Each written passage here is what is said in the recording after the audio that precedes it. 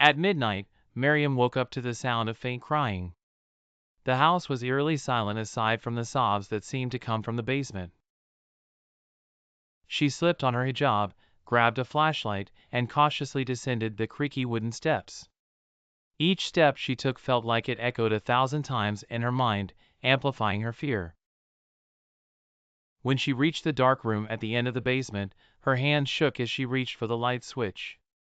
With a flick, the fluorescent light buzzed to life, casting a harsh glow over the cold, concrete room.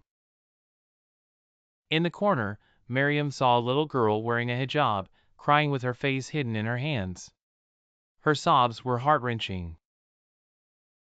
Maryam hesitated but then approached her, bending down to her level. "Why are you crying?" she asked softly. Slowly, the girl raised her head.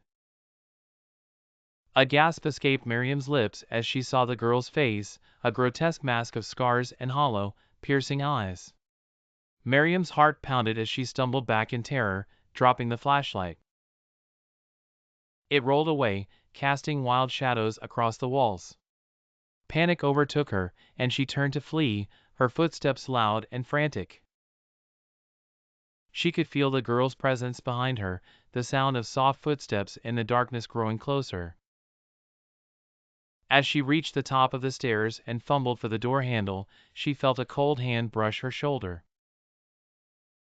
With a scream, she slammed the door shut and locked it, pressing her back against it as she tried to catch her breath.